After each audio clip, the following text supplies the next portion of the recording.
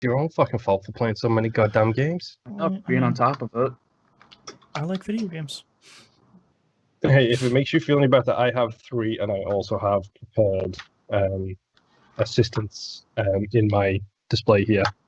Mm. That's fun. Also, your camera's off on stream. It says "01 sound only." It sure is. Really? You Not just on- don't want to show your hair? Not on video today. No, I feel. Right, I'm just going to run to the bathroom really quick. All right. I very rarely pull this card, but it's not happening today. You get what you get. Yeah. You get an Ava reference, and you'll like it. Oh, I had somebody ask me about that. It's like, hey, you've watched Evangelion, haven't you? I'm like, yeah. And he's like, you want to talk about it? I'm like, not I'd rather not. really. Yeah. I was like, did you watch it? And he's like, I watched like the first 2 episodes. I'm like, just keep watching it, man. Yeah, and just, then you'll have the same opinion I will. Where, it was fun to watch until the Yeah. end, and then I don't know what's going on anymore, and now I don't I've want ex- to talk about it anymore. I've experienced that. Did you ever watch the rebuild movies, the 1.11 and all the Yes. other ones? Okay. What was the last one that came out? Was that 3.1? 3.33. Yeah. When we still had an Alamo here recently, Mhm. they were playing that, and they were selling tickets for it for like Oh, dirt wow. cheap. And I went there and watched it there, and I walked out of there with the same opinion of everybody else of, well, I haven't seen this in years, and it was fun to watch again. But what the fuck? Yeah, like for 85 or 90% of that movie, I'm like, all right, there's the time skips, a bunch of stuff is different from the show. Like, I'm putting all these pieces together. All right. And that last like 10, 15 minutes, I'm just like, I don't fucking know anymore. I don't know what's going on here at all. And 4.0 keeps getting delayed because of coronavirus. Like, it is allegedly ready. It's such a huge, it's like Fast 9. Well, like Fast 9 isn't going to get released to Netflix or anything because it's going to make too much fucking money. An Ava movie is absolutely going to be released to theaters because it's going to make bajillions of dollars, especially the final Ava movie. And it's Quote, going to be unquote. 9 hours long, and you're still going to walk out of there going, what the fuck just happened? Well, I already know we're in trouble because it's called Evangelion 3.0 plus 1.0. And it's like, all right, so even the title is already stupid. And this is supposed to be the last Ava thing, until they like redo the series again for the millionth time. So they're going to go out with a bang. The one clip they've put out there is one of the Avas. He's fighting a bunch of those like automated Avas above Paris, and takes the Eiffel Tower and turns it upside down and jams it down the throat of like the lead automated Ava to kill it. It's like, all right, Ava's back. All right, cool, great. I'm sorry, if you want a really good Ava movie, the movie to watch is called Pacific Rim. Pacific Rim is so good. I never saw 2. I never saw 2. Because who fucking cares? Pacific Rim 1 is a perfect fucking movie. I would go into why Pacific Rim isn't an Ava movie, but I won't because we don't have like 2 hours. I smell an extra show coming where you guys just talk about Ava for 2 hours. No. I think Pacific Rim is a good entry into getting into Ava, because you have your expectations set to a certain point. Yeah, Pacific Rim is a mech anime. Evangelion is not a mech anime. Oh. It is just... Yeah, it is just like... Evangelion wants to watch you suffer. And it's laughing the whole time. Oh, okay. But Pacific Rim will set you up for the craziness. Yeah. Okay. Some of it. So, Ava is an anime roguelike, is what I'm hearing. God. It's not afraid to kick you in the teeth while it's laughing, no. So it's an anime roguelike. Yeah. All right, you guys ready to start this thing? Yep. Oh, God. Okay. All right, starting in 3, 2, 1. Welcome back to another episode of That Video Game Podcast. I'm your host, Boston. Joining me as always is Moonpier. Hello. I almost swore then. That's how off kilter we were on the pre-show. 10 seconds in. And the Imp. Hello. I have a migraine today, so we're only going to do the first half of the show because I very badly want to go lay down in a dark room again. But we're going to... The show must go on. as Freddie Mercury said famously. So we're gonna do the very first half here. Patreon.com/E1M1. The ones are numbers. Thank you so much. A whole bunch of people are new patrons this week. Thank you so much for joining up and getting us closer to Boston's spooky hour. Starting with Resident Evil 7, getting us inching that progress bar towards its goal. And Lord knows we love progress bars on the show. So go sign up there. $5 tier is the best one. Gets you all the audio, behind the scenes, early access. Helps me pay for the show. Helps you get me crying on a live stream. Everybody wins. Let's dive right into it. Moon, what have you been playing? Okay, so we're going to start with Apex. Okay. So much Apex, actually, I wrote it on my games I've played this week list twice. Oh. Because not this Tuesday, but next Tuesday is new season. So we are at the wrap up of this season 5, 6, 4, 5. And the new, what are the characters? They're not operators. That's Siege. Legends. Okay. New Legend. I watched the trailer. Looks pretty cool. Yeah, I can't put my finger on the accent. She has a Scottish S to her. Like the way she says Sheila is very Scottish. Or Australian. Has a lilt. I can't tell. Yeah. It's really difficult to get a read on. Surprising considering the redacted from the story from this season pass. There was as if there wasn't already, there was a very clear delineation line from Titanfall 2 to Apex Legends revealed in the story for this year's season. That's cool. And Blisk is now in the map as like graffiti, like there's Blisk graffiti on the map. So there is some stuff developing in the Apex world. That's so really Season 6 cool. Confirmed. You get your own BT unit. Oh man, I wish. If only. It's just Titanfall 3 now. What's up? It'd be even better if they bring back the auto pistol with how much everybody hated that thing. Yep. Be great. So good. But yeah, Apex, it's great. I'm level 90 now. I have 1 week left to go. Well, 1 week and 2 days to get another 10 levels, which I should honestly knock out the park nice and easy. That will also give me all of my premium currency to buy the next season pass. Perfect. So I am part of the problem. I bought in once and then continue to play enough to buy in again and again and again. If the house only always wins my backside. If only every game with a season pass would do that. Cough, cough, Destiny 2, cough. Yeah. And make it easy enough for you to not have to do that much to get to that point as well. Right. Because Dead by Daylight did it, but their progression was so slow.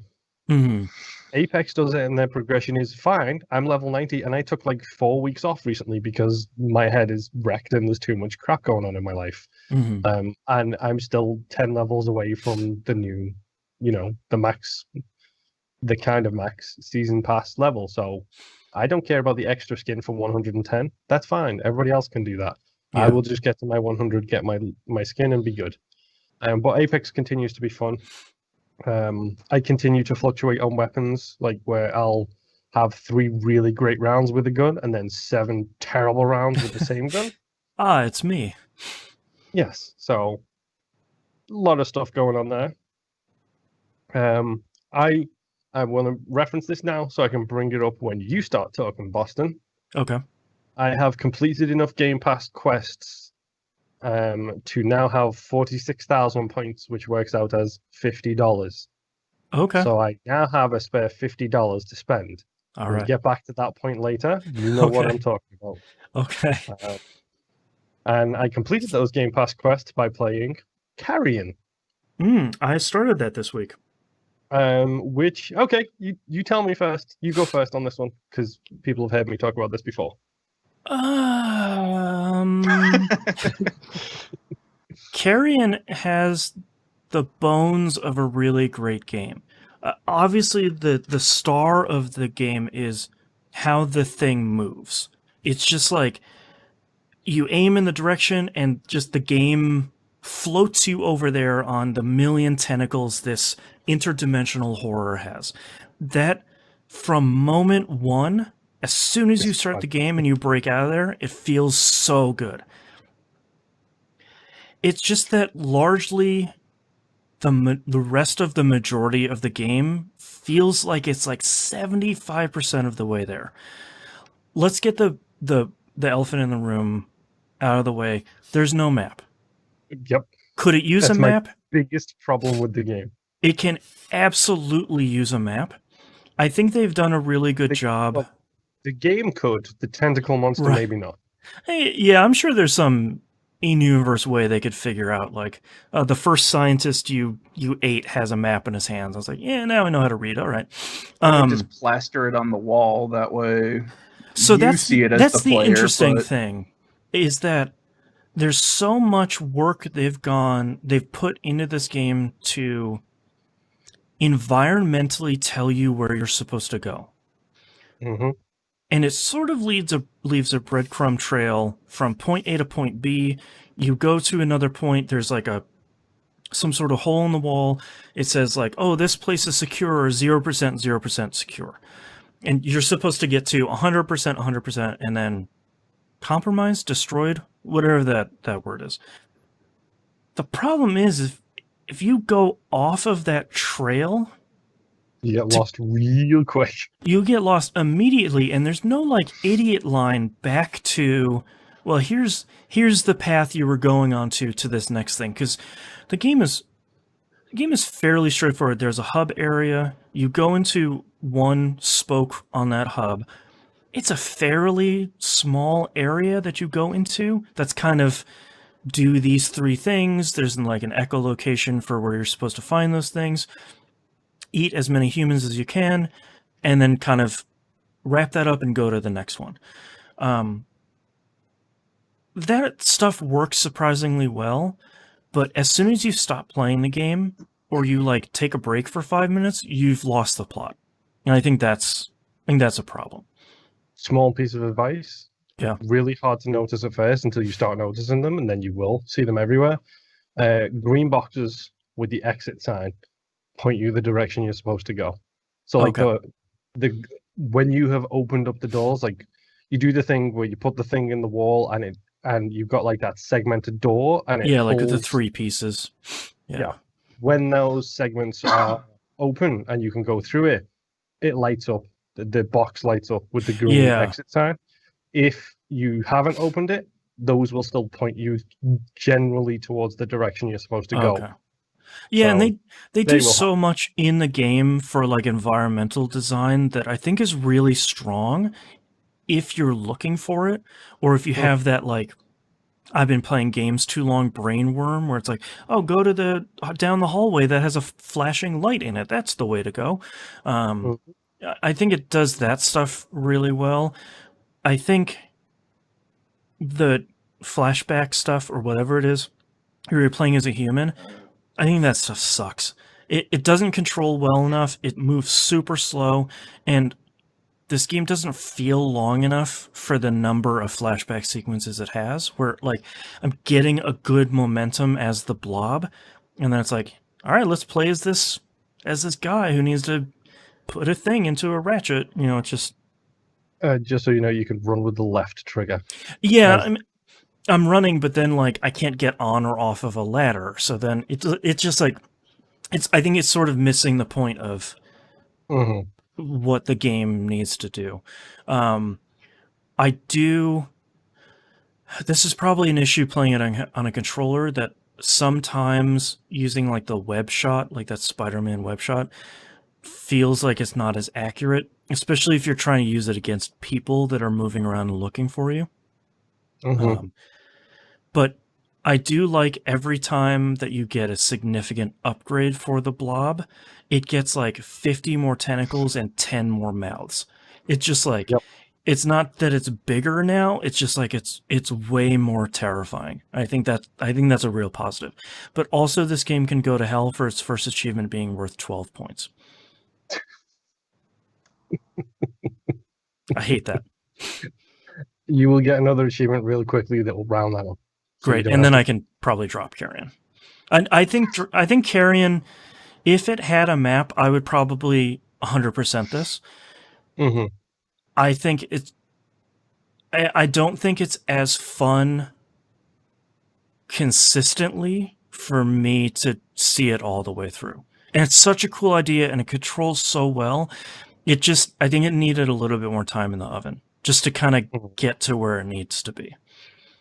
In all honesty, like I'm using this as my take a break kind of game between heavier subject matters and PvP stuff. So I've played this. I've played this for 3 weeks. This is an 8-hour, 10-hour game tops. Yeah. So that tells you how little I've actually been playing this. But I've just been using this as a jump back in, like play it for a little bit, get to a new section, like go through one of those portals, save it, quit it, come back later. Like I've been using it that way, and honestly, it's a really good like wind down / listen to all of the kind of Wilhelm screams that keep happening all over. Everyone is screaming. I had to mute the sound because my kid was getting freaked out that there's just like non-stop screaming. It's like, I'm sorry. This game is so gross. I'm sorry. Yes. I mean, I'm seriously upgraded now in the game. Like I've got like 4 more abilities that are both movement and attack abilities. One of them is ridiculously overpowered and hilarious at the same time. That just makes me think of The Thing over and over and over again every time I use it. I want to paraphrase a meme here and say, so powerful, much tentacles. Right. Because it's hilarious every single time it happens. It's just this red mess that just sprouts out everywhere. And I love when your blob grabs hold of someone and like a cat, it shakes it when it's in its jaws. Like, it's really good. Yeah, it does like the little like neck rip kind of thing, and it's just like, and my favorite thing is you can do it over and over and over again with different parts, because like you'll do it and then the legs will fly off, and you're just like, wait, give me them legs. Yep, I want them legs. Grab those legs. And then you just pick them up and do the same thing with them. It's great. Yep. But I'm enjoying Carrion, but like I said, I have been playing this sparingly between like heavier stuff and also Apex Legends, which is take a 4-week break and then it's like, oh yeah, I'll play it for 2 weeks right as the end of the season. Makes sense. I like your plan though. I might start adopting that. I like your idea of going into one of the next spokes on the hub, quitting there, and then going through all of it, getting to the next part, and then I like that. I'm gonna try doing that. Because it stops you from being confused because you're not in the middle of doing something, which I did find at first. Yeah. But when you get in, it's a nice quick refresher of, okay, do a loop around the room. This is the way I'm supposed to go. And then you just go, you do one of the spokes, you move on to the next one. Like, yeah, I like it. I might start doing that. It's allowed me to enjoy the game a lot more. I think if I just mainlined it and single-mindedly just did this game above all else, I would probably have issues. But I'm enjoying it so far. I like the way I've played it. And as always, it's a Game Pass game. So for me, this one gets a Game Pass just for the bringing that good news back again. Right. And my other thing, which has allowed me to get Game Pass reward points, is of course Nier Automata. Which, if you follow me on Twitter, you already know I have got every achievement in this game. Congratulations. Thank you. Thank you specifically to the shop that allows you to buy achievements. It's so good. I like that the shop is very much like, these things don't mean anything. They're super cheap. Go crazy. Also, I had 46 machine cores. Okay. Didn't know what they were used for didn't know what they used for in crafting, and it's an RPG, so I'd never sell anything. Right. So I'm running around thinking, well, I'm not going to spend 20 grand on this fishing achievement when I can just go and catch 20 fish. So I started doing the fishing, and then I got really annoyed with the same fish over and over again. I'm looking at you, sea flea or whatever you're called. Yep. And I was like, okay, I'm just going to sell some stuff. I've got so many chips that I keep getting, like, I can't pick up chips anymore. So I'm just going to... Chips, microchips, not fish and chips, for the record. I know I'm English, but those kind of chips. So I just went and sold a whole bunch of duplicates. And then I went through my normal inventory. It's like, well, what can I sell from here just to get me a bunch of gold? I had 46 machine cores, which sell for 22,000 each. And they literally in the description says, can be sold for money. Great. So I sold 20 of them, and I bought every single achievement that I could. There you go. and then went and did the extra super hidden ending, Mm. the credits ending. Yes, the like Route E ending. Yes. Yeah. Some slight notes on the story leading up to that. I did write, "What's wrong, brother?" Because there is the whole liquid snake thing going Yep. on here, Very which much tickled so. me a little bit. For the credit sequence, I've written 8-4 almost got me. Square finished the job. Yeah. It makes sense if you've played the game, for the record, Yep. folks. Yep. If you've played the game, that makes perfect sense. I You almost apologize made if it. doesn't. Well, yeah. So Square finished the job. And if you don't follow me on Twitter, and I apologize for the audio listeners of this screenshot perfectly sums up how I feel about this game, having played it. Yeah, Yes, I saw the- your screenshot earlier today. 7 evil possessed children Yes. menacingly with the creepiest smiling at you. smiles on their face. Yeah. I don't know how I feel about this game. It's a ride. On one hand, it's a very unique story, and it's Mhm. really well told. On the other hand, it's Kojima backdrop crazy. Yes. I don't know. I don't know if my 40 hours of playing this game was worth it. Are you happy you've experienced it at least? You can say like I played through this game. Yes, because Yeah. there's something that me and you have discussed frequently, which is the quote-unquote required reading of video games. Right. And I feel like if you ask, maybe not Gen Pop, but if you ask real gamers, quote-unquote real gamers, I apologize for that The phrasing. ones with the brainworms, yeah. Yeah, the ones with the brainworms. A lot of them would say this is required reading. Right. Jeff Gersman said he couldn't recommend an Xbox because this game wasn't on it. Right. It really clicks with people. Like, it really clicked with me in a way that I'm not entirely sure I could ever explain the story, and I'm not entirely sure I could explain why it super clicked with me. I'm sure I did when I played it previously on the show, but like, there's something about it that just like this, the Kojima-ness, you know, the weirdness and the ambiguity about so much of it, I think is what really does it for me. And like, I really like sad robots, and everyone's super sad in that game. That does something for me. I don't know what that says about But me. it's 2020, and I don't know if I need that in my life right now. That is when very it fair. came out, though. But when it when came it out, I was like, came out. sad robots, hell yeah. Let's talk Yeah. about the downfall of humanity. Whoops. Because this was definitely one of those games where I played it and beat it, and I was like, okay, it gave me a lot of lore. I kind of understand what's going on, but there's still that massive question mark in the background where it's like, I don't even know what question to ask to get the answer that I'm looking for. It's like playing Dark Souls if you don't look through the items for all the lore. You're just like, why is this dude attacking me? Why am I fighting an angel? Where am I? What is happening? But like you just said, I don't even know what answer I want is the problem. Yeah. Let alone what question I want to ask to get to the answer. I don't know what answer I want. Like, I don't know. I cut that whole second playthrough out, number one. The Route B. The Yeah. one where you're playing as 9S. Yeah, cut Yeah. that whole thing out. I don't think it needs to be. I think you said it the right way. Like it either needs to be 30 minutes, or it can kind of be cutscenes that bridge A and C, like the A and C playthroughs. Like, just show me the differences. That's all you need to do. Show me the differences and those little Emil sequences. Right. Show me that stuff. That would be great. Yeah, just bridge the 15 gap. hours that I didn't need to do because you felt like making me play literally the exact same sections from a slightly different perspective. And I don't think the hacking minigame is No, it's interesting so annoying. enough to carry that length. And I think anything you do with the hacking minigame is infinitely more interesting in routes D and E.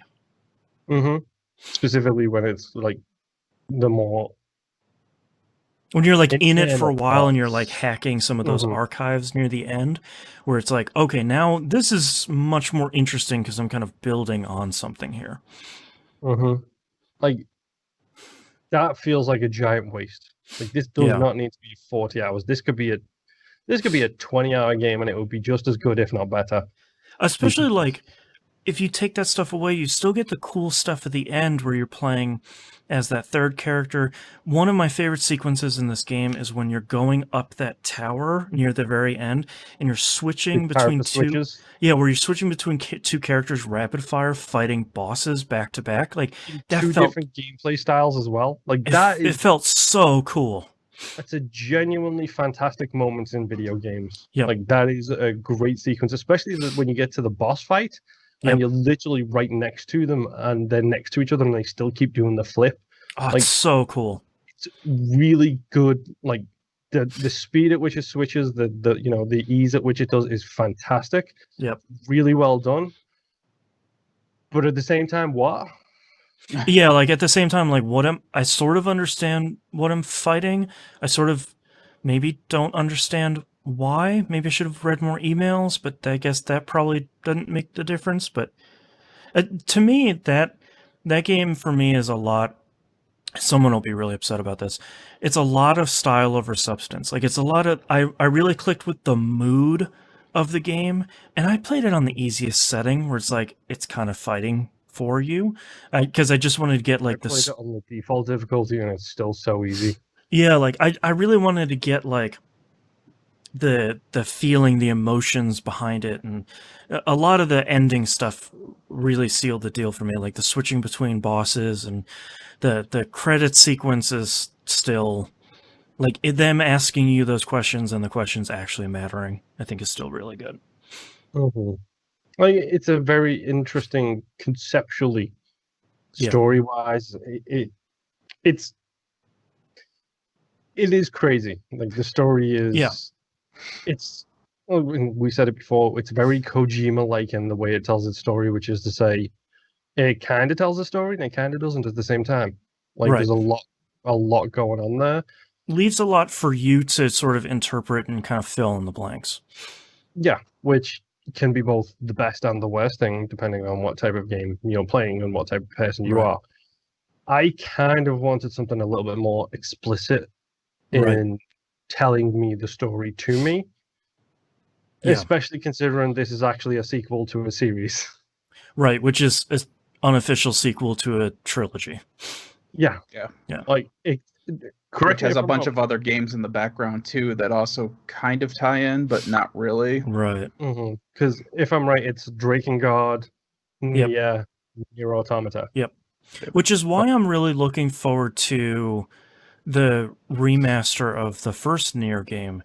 Is I have started to play that game so many times, and I think I needed another one of his games to just say, like, look, there will be parts that are a little bit rough. You're going to have to play it multiple times to get everything. Just soldier through it. And this game, I feel like everyone's praise for it pushed me through, where it's like, well, everyone's seeing something. This part or this playthrough or whatever is super boring. I just have to kind of get through it and get past it.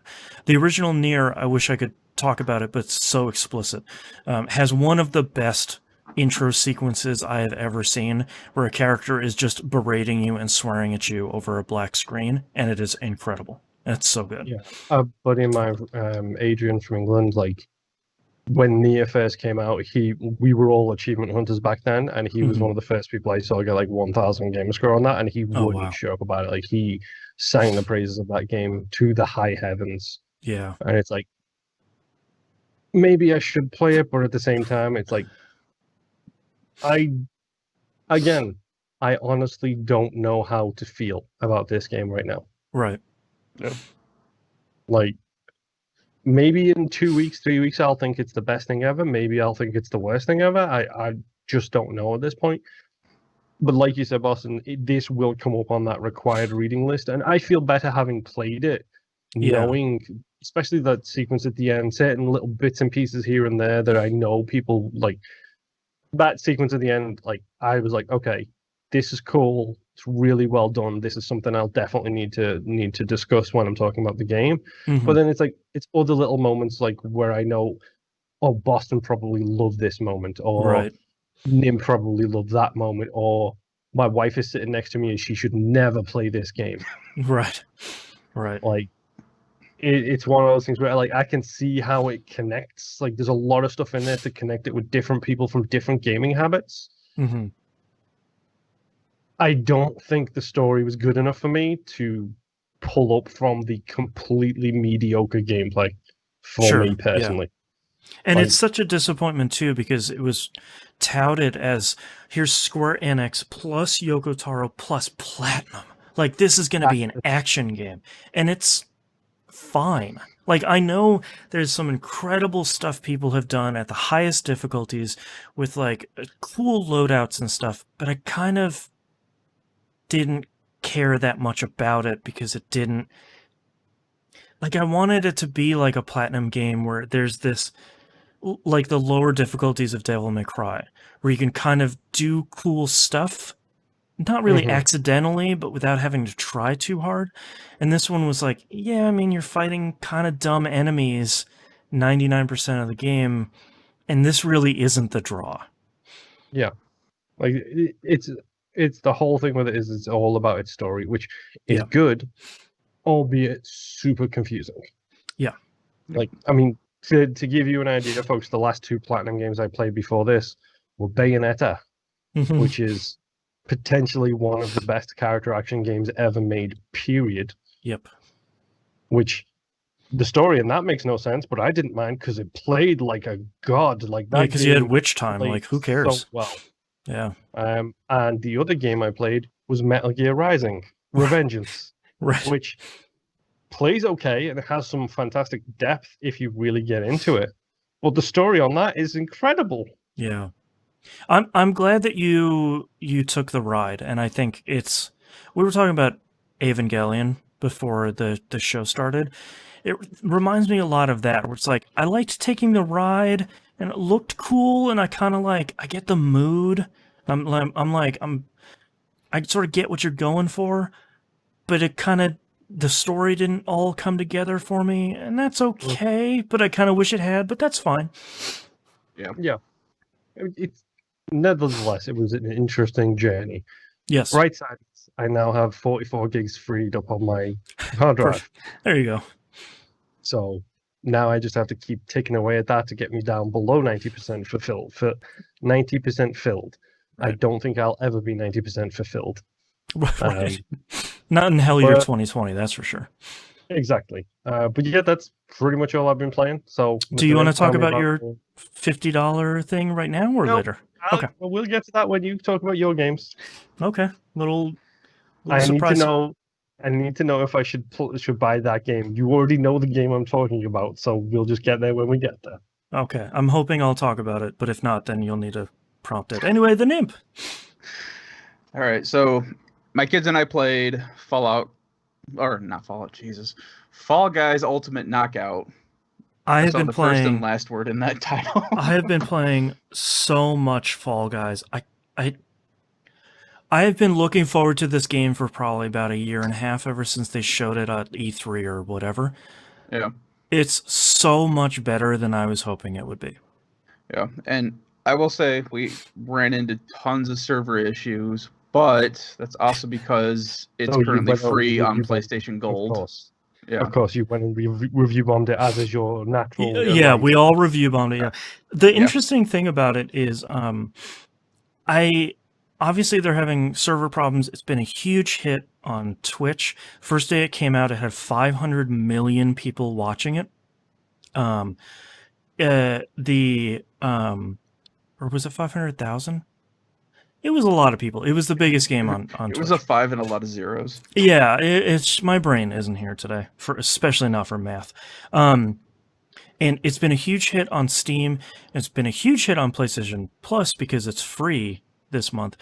I didn't realize that this is a very small team. It's Mediatronic. They made Murder by Numbers this year. They've had a hell of a year. They've had a whole bunch of big games lately. They got 1.5 million people playing this game in its launch week. Like, concurrently, 1.5 million people. Their servers just melted. Yeah. Like, I feel super badly for them, because like everyone, myself included, is just like, please, I just want to keep playing this game where the bad physics jelly beans keep falling around. Like that's what I want to play, and it just down for. It seems pretty good this weekend, but it has been a bummer, but it has not dampened my rabid enthusiasm for Fall Guys. Yep. Friday afternoon, I could not get a game started at all. Friday night, I could. Saturday, my whole family was playing it. Nice. We had, because my son's in our bedroom where my other PS4 is at. He was in there playing it. I was in my office with my wife, and my daughter was running through the hallway back and forth watching us play. Right. That's been my kid screaming, "Go pink guy, go!" Yeah, because mine is dressed up as the watermelon colors, but he has the donut decal on him, basically. Oh, He's got nice. the sprinkles on him, and he looks like a donut. And I've got like the wolf skin that everyone starts with. Yeah, mine is dressed up as since I bought their $5 DLC pack mostly to support them, where it's like I would have spent $20 on this game. Yeah. And so now I'm dressed up as a slushie. Nice. Which is, it's like the slushie, the hamburger, and the fries are what you get for that one. Yeah, so I think I've gotten about 5 or 6 matches in. I've made it to the very final level. I'd seen the crown, but I got screwed over and somebody else got it. Oh, man. But whatever. I mean, it was fun, and it's real easy to play. Yep. I got my wife to play it because she was sitting here doing bills, and I told her to stop and handed her the controller, and she's like, "What's this?" I'm like, "I don't know, figure it out." Just listen to the soundtrack, you jump with X. Go nuts. So I think she got 2 qualifying rounds in, 2 or 3. Nice. Just goofing around, and then she was sitting there watching me play, and then my daughter is all about it because it's cute and bright. So well, my wife was watching it, and she goes, "This looks really stressful." And I was like, contrary to how it looks, it's really relaxing, because if I lose, fine, I can get into another match in like 5 seconds. If I get all the way to the last round of it, that's fine. It takes me like 8 minutes on a 5-round episode. Like there's literally no time investment to it. Yeah, the rounds are short enough where I don't care if I win or lose. I'm just there to check out what you can do. Yeah. I will say though that I absolutely hate the egg hunt thing. I've only done it twice, and I hate it. It's not great.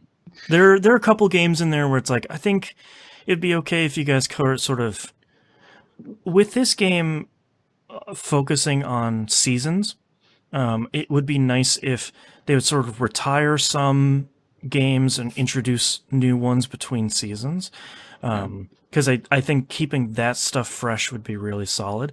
But there are a couple in there that's sort of like, this isn't...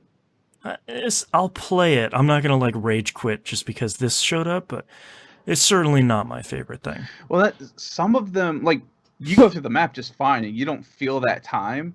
That egg one, I'm just like waiting for the timer to clear out. It's like, I don't care if my team gets disqualified. I want to be done with this map. Or this game. It sucks, but that's the only one I really dislike. There's a couple others where it's like, this one's fine, but none that I really actively dislike like that.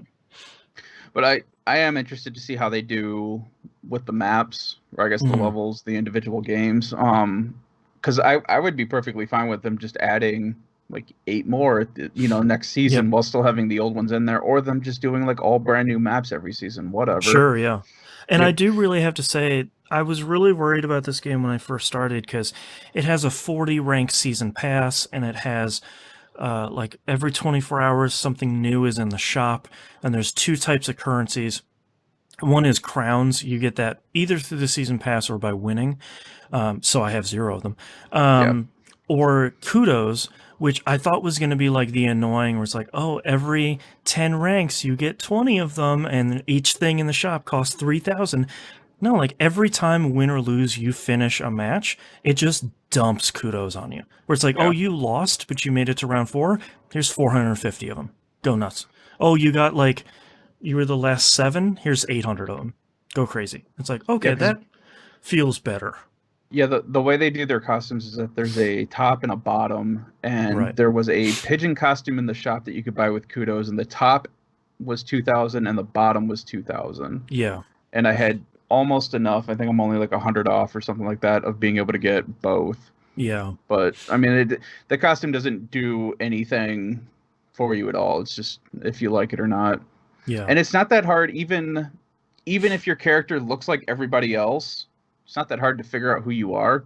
I think You're the camera's guy in at the a middle really good, that's falling over. Yeah, I think the camera does a really good job of just placing your character in the middle of your view, and that's who you are. So yeah, Brain Eater in chat says I really want this game to come to Xbox.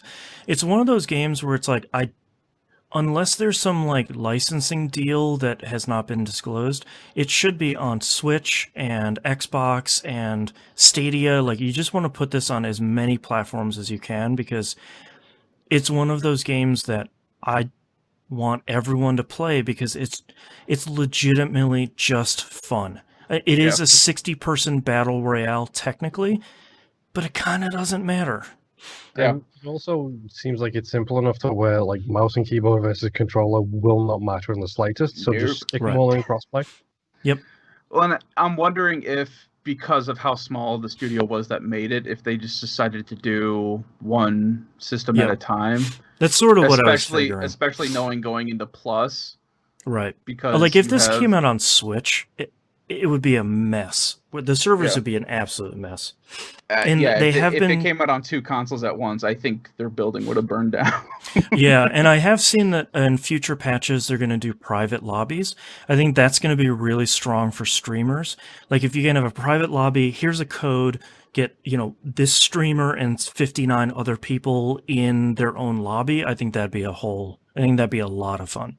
Yeah. Or at the very least, you and like 5 other friends that are in a party, because the maximum party size is 4 right now. A whole bunch of people just kind of shooting the poops and playing Fall Guys. Like that sounds really great. Yeah. Fall Guys is really good. It is. Go check it out. It's free. Or at the very least, if you're not going to play it now and you have a PS4, just go download it now since it's free, and you'll just have it. Like Moon, go download on your PS4. You might not play it anytime soon, but PS Plus free. I don't have PS Plus. Well, crap. Too bad. That's a bummer. Well, it's $20 then whenever it comes to Xbox. Yeah. Which honestly, I wouldn't be surprised if that came out on Game Pass. That's right. I wouldn't be surprised either. It should. And that will probably be the next time their servers catch on fire. Exactly. Right. So, next game that I played, Ghost of Tsushima. It looks like I'm on the last mission for Act 2.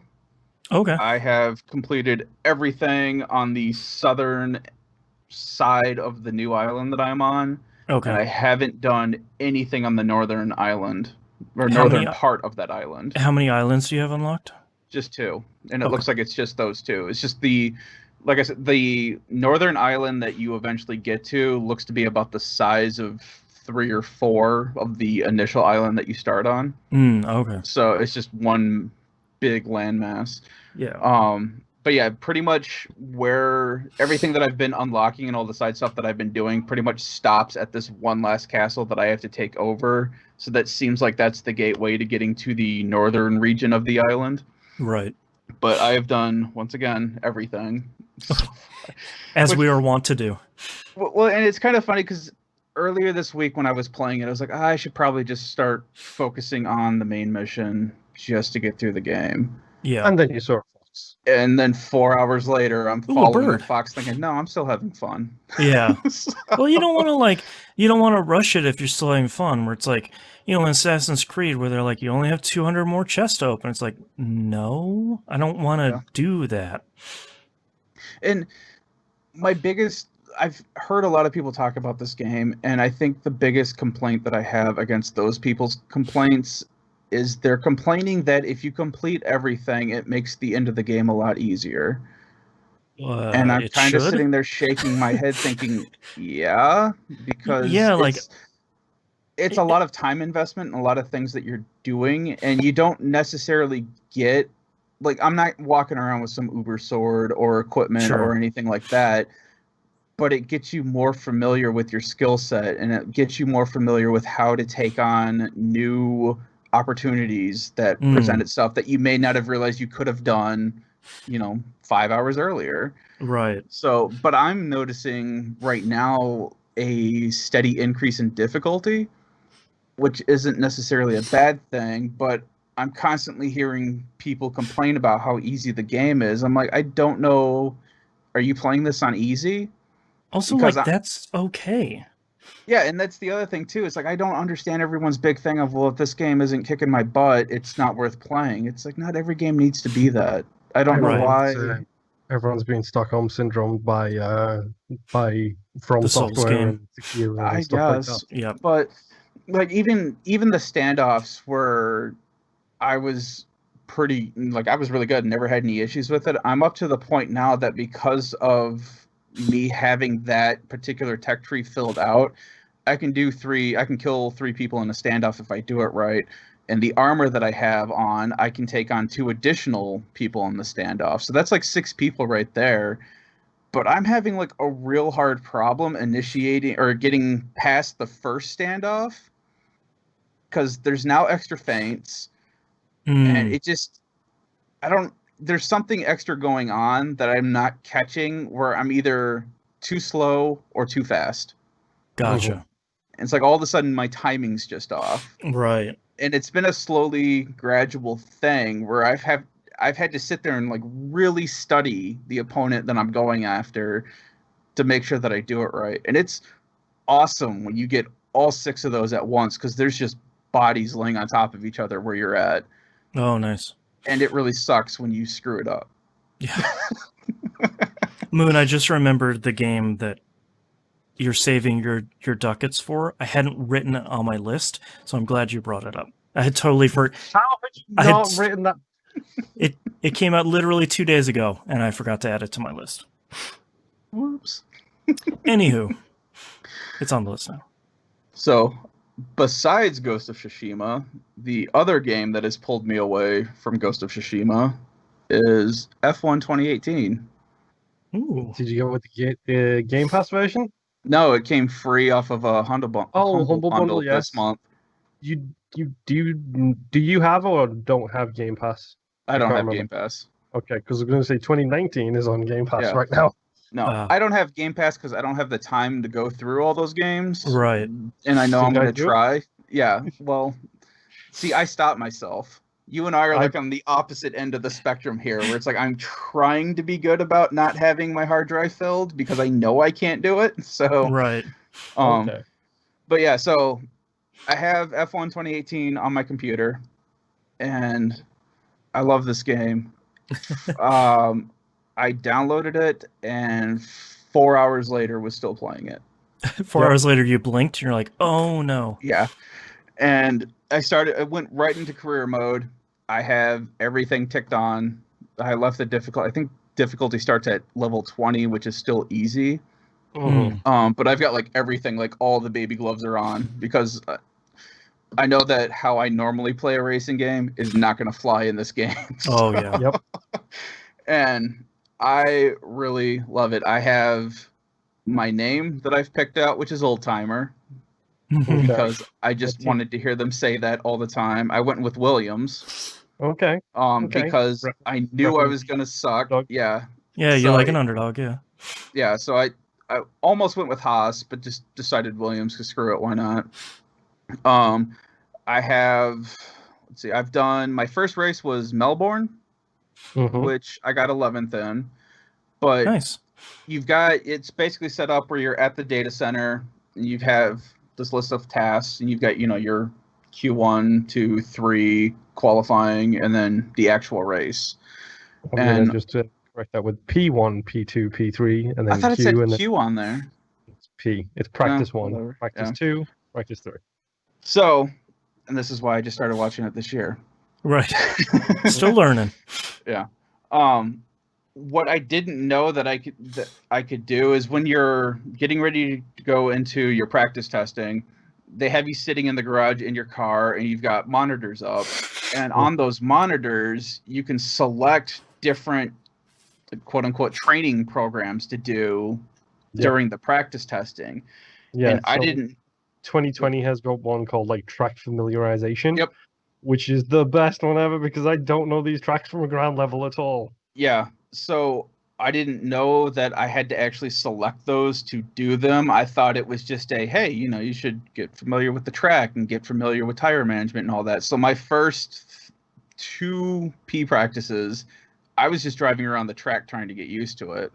And then I realized in my P3 that I could actually choose those options, and then it will actually put stuff like a virtual racetrack. Like you're still going around the track, but it's got like virtual checkpoints on there where, hey, Yep. you should be on the race line here. You should be hitting these corners here. This is the time you should be hitting between each corner.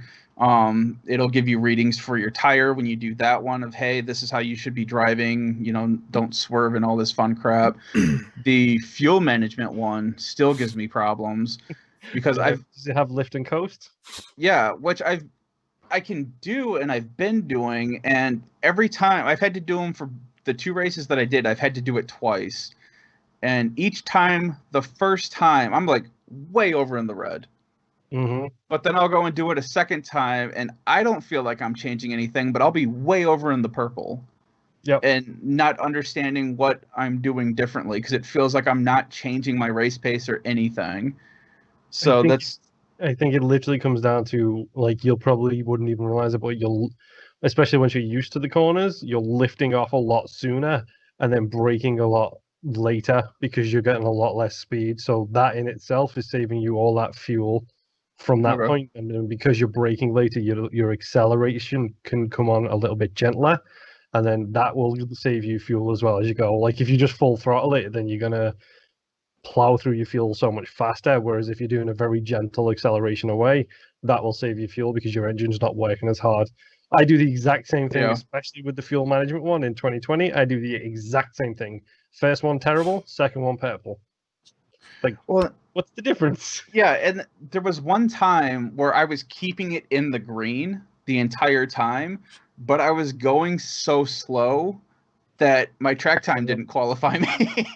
So it's like, I don't know what the hell's going on here. I don't know what I'm doing, which is why I have all the baby gloves on.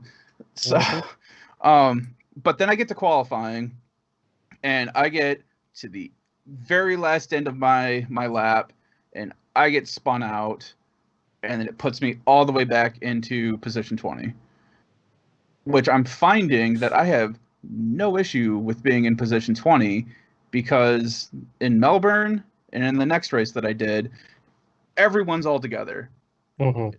And I'm finding that I am terrified to be within that pack because you can't see anything. You don't know how to react to everything.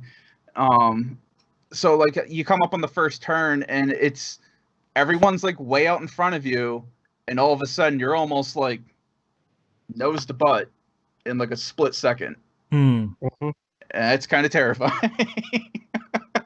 So once everyone starts to, I guess, separate, it makes it a lot easier. I can start driving through. I'm opening, closing doors, driving like I know what I'm doing. I don't. But it's really cool. And so, yeah, I made it up into 11th place in that one after being spun out by Verstappen, who put me into a wall because he's a douche, and Ocon, who also put me into a wall. I had to pit twice to get my front wing replaced. And it was literally, I got out of the pit after Verstappen put me into the wall, and probably 10 seconds into my next lap, Ocon puts me into a wall. Great. Yeah. Yep. Screw those guys. So then I go into my next race, which was Bahrain. Managed to get 8th in that race. Again with qualifying, was on the last lap, got spun out, got put into P20. Completely okay with, because this is nothing but hairpin turns for like the first, it's turn 1, 3, and 6, I think it was, where it's like these hairpin turns. Yeah. And it was fun. Like I had the track down. I was doing really well, really loved racing that track. And it was the same thing where it's like race starts, I'm in the way back. All of a sudden, like I'm halfway through the pack because everyone slows down, and I'm sitting here like avoiding everybody just to try to get to the turn. Right. And then I get through the turn and I'm looking up, I'm like, oh, I'm in 8th. And I just managed to hold it there the entire race. So that I really love this game. I'm looking forward to your first drive around Monaco. Yeah. It's gonna suck. And the funny thing was, my son was watching me play, so he's sitting down here asking me like all these questions, and I'm sitting here trying to explain to him while I'm like completely zoned out on what I'm trying to play. Right. So it's like I'll talk for like a second. Like he'll ask me, "What's the thing that keeps lighting up on the bottom right?" I'm like, "Oh, that's DRS." And then I start explaining to him what DRS is, and all of a sudden I get up to like another pack, and I just kind of trail off, and then I'm just quiet, and Aiden, or my son's like, "So what's DRS?" Oh yeah. So and then start going back into it. Because I kept zoning out, and he eventually got tired of me zoning out and just left the room. He's like, "Oh, it looks really cool," and then he walks out. So Nimbai steering wheel when? I can't. And my son, because I was playing, I'm using the Xbox controller on my PC. And my son had asked me, he's like, "You're not playing keyboard and mouse?" I'm like, "Oh, hell no." No way. My camera is still just above the driver's helmet. TV pod position, yeah. Yeah, because I can't figure out what I have to do to get the camera view to move down to to the proper driver view. Mm. And I'm afraid to push buttons because I tried doing it in the middle of the race, and I got like 8 menus into calling my pit crew, and I'm like, how do I even get out of that? Right. Okay, so B, that's probably your multi-function display, your MFD, which in 2020 is the B button, so it might be the B button again for you. Yeah. A is usually shift down, X is usually shift up. Give Y a go. Let's see if that works. I'm just afraid I'm going to pull the e-brake on this thing and be 200 miles into a wall. Probably. Yeah. But yeah, I'm really loving the game.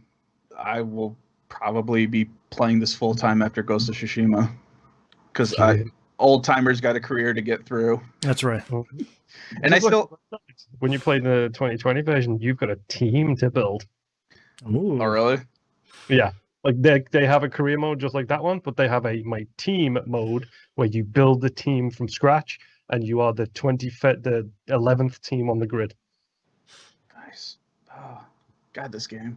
There is a league option. We could start a league. I'm just I saying. know. You brought it up last time too, which is why I was looking at, and that's why I was so happy too when I found out that this was free. Because I got the email and I'm like, oh yeah, I'm jumping right on this, because like I had been eyeing 2020 for the last couple of weeks now. So, but yeah, F1 2018, great game. Yeah. That's all I've been playing this week. I started the recently released Game of Thrones Tale of Crows, which is an Apple Arcade game.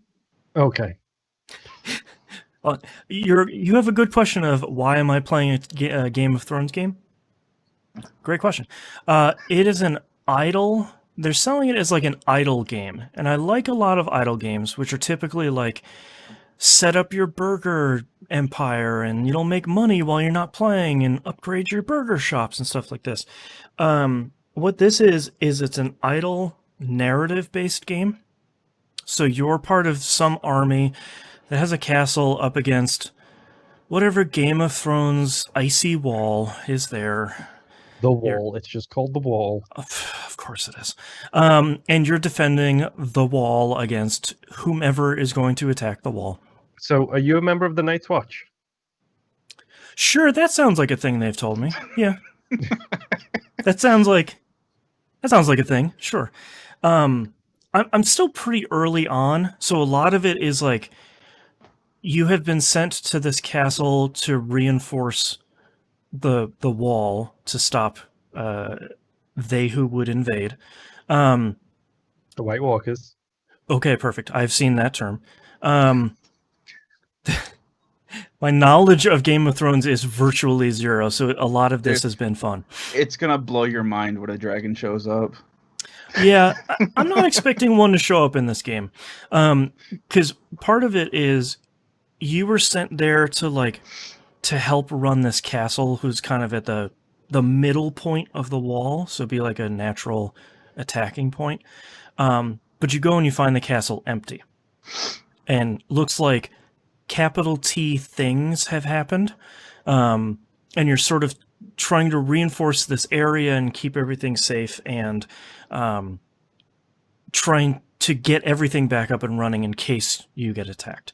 And a lot of it is someone has come, they're asking you about rations. You have 3 choices. What are you going to do? You have missions to send people out on.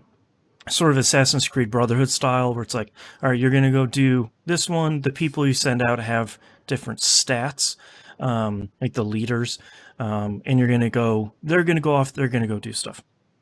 One of my favorite messages in the game is basically when it's run out of things for you to do, it says, feel free to close the game, the North will wait. It's like, okay, that's pretty good. Is it Eastwatch, the tower that you're on? Is it Eastwatch? Is it Night Fort? Is it Deep Lake? Graveyard? Shadow Tower? None of those sound It can't be right. Castle Black, because that's the main castle. Hold on, let me fire it up while we're talking. It's probably just some no-name part of the wall that. Yeah. Yeah. Also, it is a staggeringly good-looking game. It has an incredible art style to it. Devolver Digital published. Castle Black. Oh, okay. Well, Castle Black was empty. I call BS. Hey, man. Depends on the time frame. Who knows what really happened? I haven't figured out the things. So far, I've gone through one leader already because everything went super well. There was a battle coming. I sent my leader out to charge out with the men as opposed to leading from behind. He had hit with some sort of magic spell that aged him 100 years in about 15 minutes, and he died. So I picked someone else, and now I'm on my second leader. So you killed Jon Snow. They all have they're all like Lord Grayson or like Duke Aegis or stuff like that. They're very clearly like randomly generated names. Number one, they shouldn't have titles because as part of the Night Watch, you forfeit rank and titles. So therefore, why do they have titles in their names? This game is a sham. Let me fire it back up. The guy who I'm playing right now is called Axel Waters. So okay, he doesn't have a title. Okay, right. So far, it seems really good. I can fire it up. I can make a whole bunch of decisions. I can get some cool storyline stuff where, like, oh, I've sent these people out to go burn down this forest, so you have higher visibility and wood. They found something while they were out there. Do I want them to deal with it? Do I want them to come back? Or do I sort of want to demoralize them by telling them that this area is really rough? So if you saw a weird, like, crow the size of a man that talked to you, yeah, man, maybe get used to it. Stuff's weird up here. Like, get back to work. So far it's been pretty good. I'm glad I gave it a shot, not knowing really anything about Game of Thrones. I was a little worried that it was going to be like, all right, pop quiz times. Like, no, I don't know any of this stuff. But so far it seems pretty good. We already talked about Carrion. We already talked about Fall Guys. Final Fantasy VII Remake. Made a ton more progress. Last week, I think I was starting Chapter 14. I didn't realize that there were 9 more side quests in Chapter 14. I immediately pulled up the guide because all of those side quests were super long. And a lot of them were like, hey, you need to go find the lost kids from the orphanage again. I don't know where they went. It's like, oh my God. And of course, they were like in an impossibly weird spot that I've only been to once before. Banged all those out. It was really nice to open up the Corneo vaults finally after like 10 Seeing chapters. all the shinies in there. Yeah. Yeah. And like there was a lot of good stuff in there. Maybe not as good as I was sort of expecting, having seen those in like Chapter 5. And it's like, man, there's got to be some like Ultima sword in there or something. Like there has to be some real hot stuff. But I also remembered there are no weapons in this game, really. Like there are 5 weapons for each person, which is fine. You're still in Midgar. I get it. But the other weapons, and I was going to say, well, duh, they don't show up until Final Fantasy Remake Part 7. That's right. I just finished Chapter 16. So in the framework of the original game, I have sort of made my way through a significant part of the Shinra building. I was very happy that they gave you the elevator versus stairs option again. I 100% took the stairs, mostly because I remembered in the original, you could like get some stuff along the way. You couldn't in this version, but there was some... There's a lot of dialogue in there, isn't there, as well, in the original?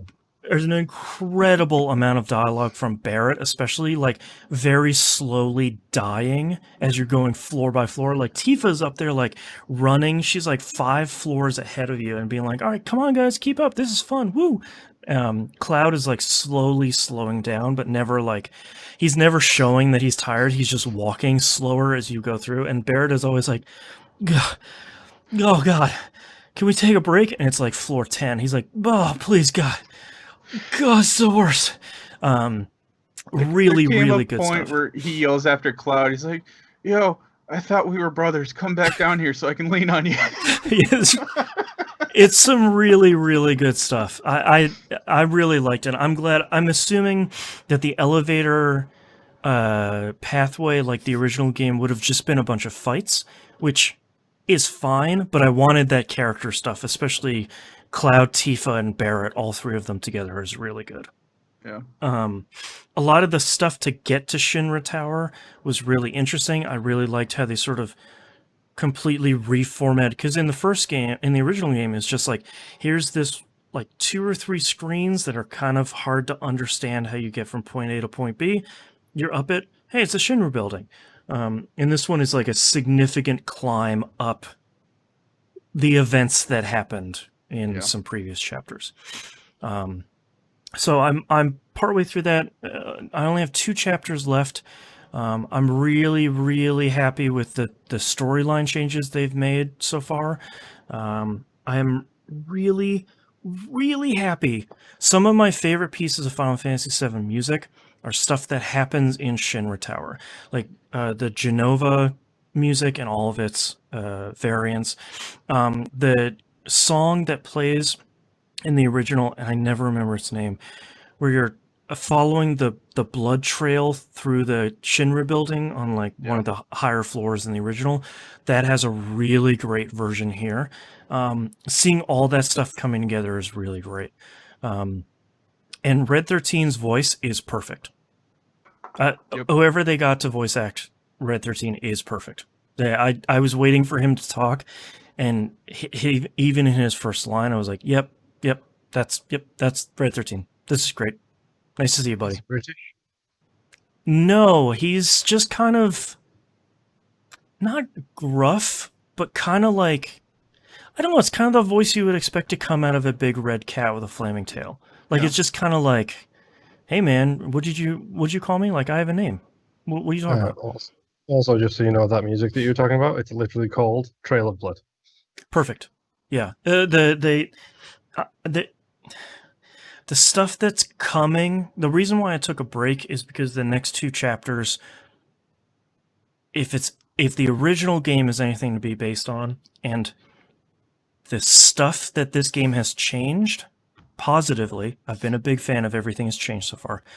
The next 2 chapters are going to be like one hot banger after another story-wise, and I kind of want to just try and knock it all out at once. And if my kid keeps waking up before the sun does, I'll have plenty of time in the morning to do so. Mm-hmm. Without a migraine. Because you get that big story dump in the Shinra building, Yep. and then it kind of lays off a little bit, and then you get another big story dump, and then you get kind of a pain in the butt boss fight. Yeah, and then a story dump. I think I'm like right before a big story dump. Like I have freed Aerith and Red 13, and we're kind of like in a safe place where you can kind of catch your breath a little bit, because of course Cloud is acting real weird. We all know why. But like there's kind of this inhale before the next couple of battles and storyline things. So I thought, all right, well, this is probably a good chance to kind of take a break here and kind of hit the rest of it throughout. But Final Fantasy VII Remake continues to impress. It is really great. The guy they got to voice Hojo is also really great.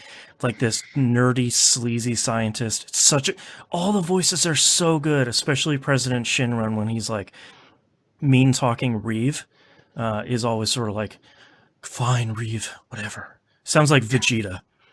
Yep. Yes, Reeve, Mondo, cool. And last but most importantly, coming out this Friday. Thought it was a Tuesday release. It was not. Friday, just like the films that it bears the name of, Fast and Furious Crossroads. This is the game I'm specifically talking about, by the way, when it's like, do I spend my $50 I have earned in reward points on this thing? I'm only a couple hours in, and I hear it's a fairly short experience. So I Considering friends of the show, Chuck from the yes, Banffcast blew through it in an afternoon. Yeah. Yes. So I suspect I'm probably about halfway through at about 2.5 or 3 hours. This game opens with Dom and Letty having left little Brian in the hands of Tej. So we sort of know where this sits in the Fast Saga oeuvre.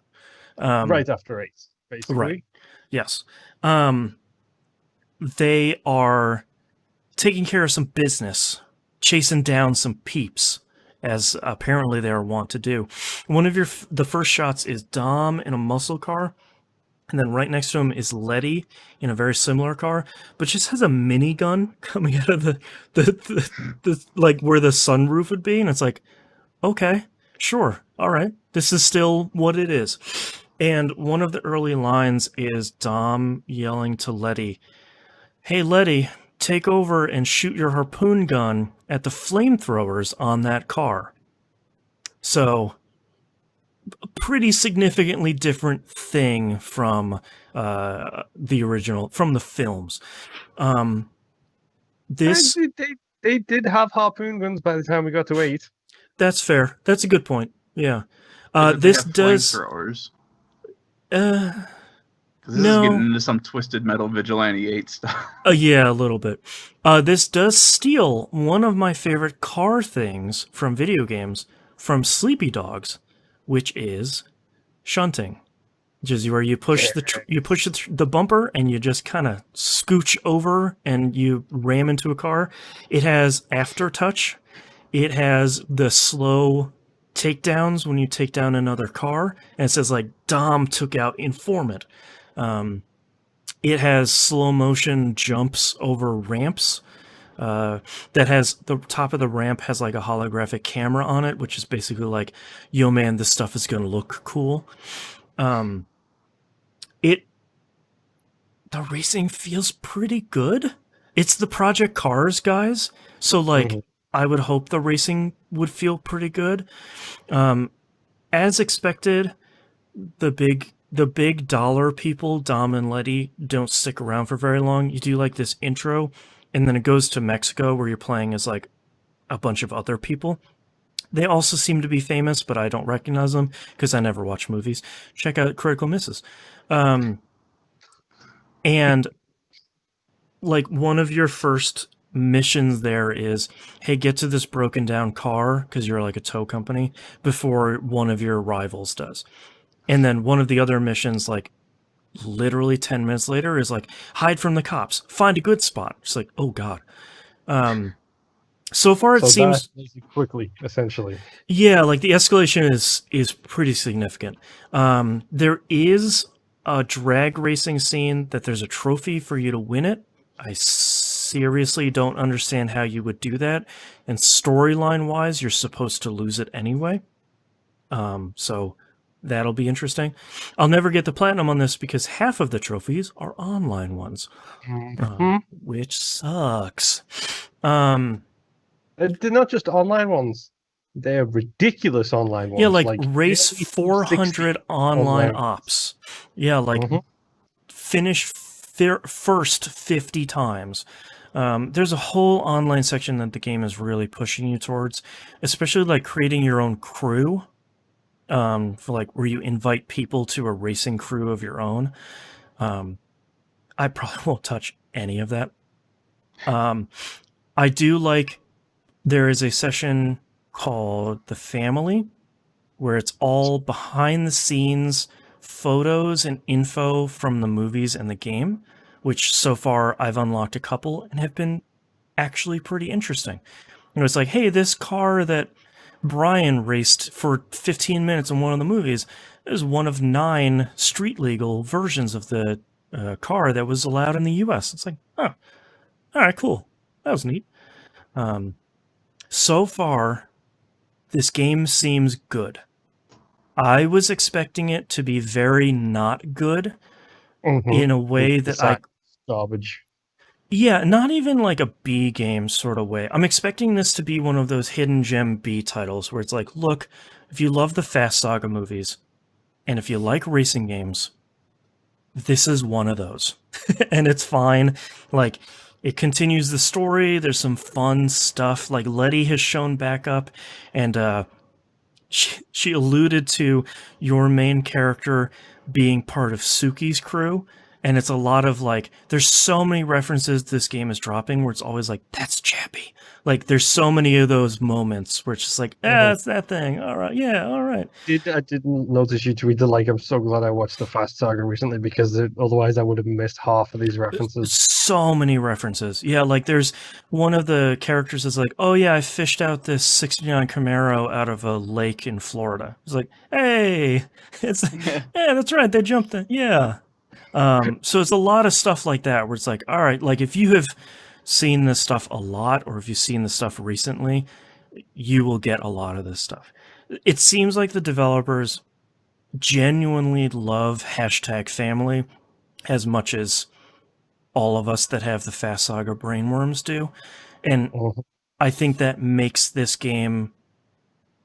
I don't think it makes this game great, but I think you can tell that they have the same love for it. Where it's like, we're making a licensed fast game, which nobody wants. We're going to make it as good as we can, and we're going to do as much as we can with this. And I got to give them a lot of credit. It's fun to play so far. And it seems like it's a good time. So I didn't get too much of a chance to play it because, one, I've been sick all week, and two, it came out on Friday. So I just like haven't had enough. I get most of my time playing during the week. So, and plus my kid really wants to play Fall Guys, which means I play Fall Guys and we jam to the music, which is incredible. And she jumps off the couch onto a pillow on the floor. So, of course. Yeah. Wait until they release the Floor is Lava version of Fall Guys.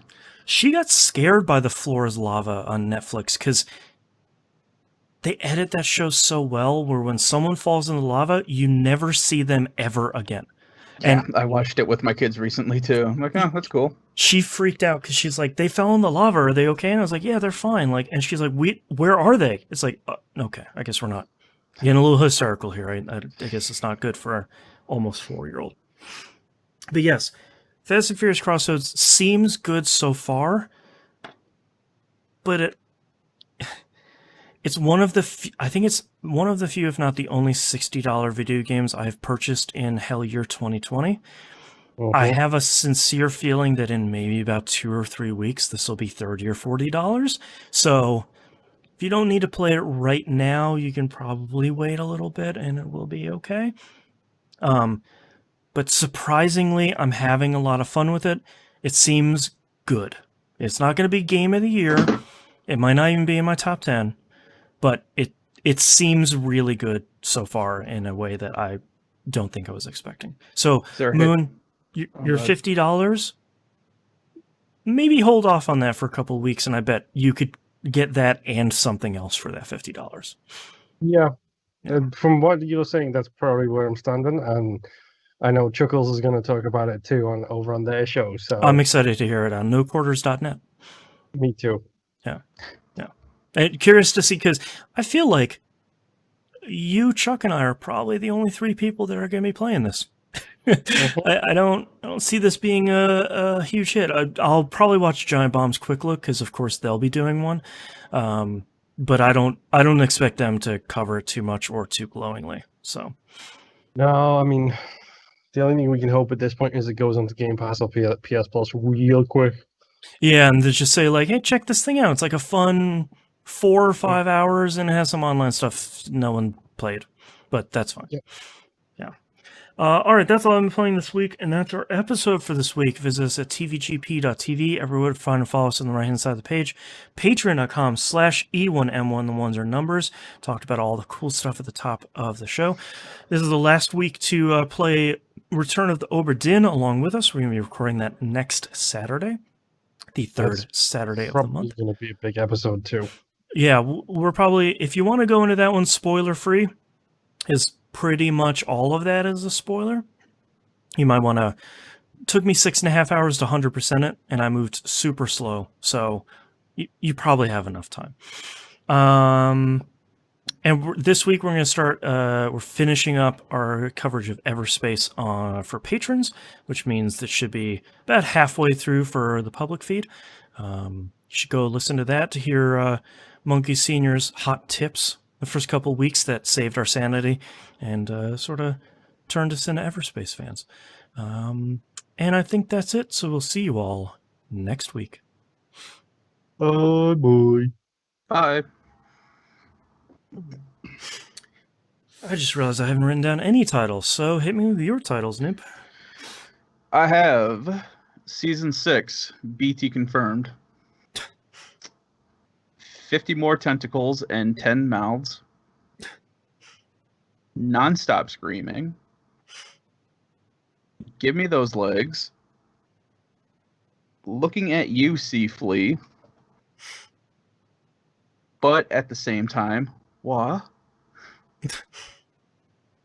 Capital T things happened. The North will wait. Stuff's weird up here. And Fast Saga Uvera. Or Uvera. I forget how you said it, but Uvra, that's what it was. All right, Moon, how about you? Kinda Wilhelm screams. Correcting the slight phrasing on one of Nims here. Give me dem legs. Thank you very much. DEM. Damn whatever. legs. Fix that. To paraphrase a meme. So powerful, much tentacles. Go pink guy go. Second one is purple. Probably a veto on that one. And I have seen that term. There's nothing wrong with second one is purple. I couldn't see an issue with that. I wrote down gimme dem legs, capital T things happened, and the North will wait. Anything jumping out for you guys? I think we do capital T things. Well, that's it. Cut her off right there. Capital T things. Capital T things. I think it's a bit more snappy than capital T things happened. It feels a little bit long. I can get behind you on that one. Scratch. All right. Let me know when you guys are ready to start. Ready? Yeah. All right, starting in 3, 2, 1. This is That Video Game Podcast, episode 668 for August 10th, 2020. Capital T things. Not just anything. There's a talking crow with 3 eyes. All right, thank you so much, everyone, for hanging out with us. Sorry we're doing a short episode, but I feel like dying, and I'd rather not do that. See you next week. Super. Bye. Bye. Unless you hit that Patreon goal. Bye.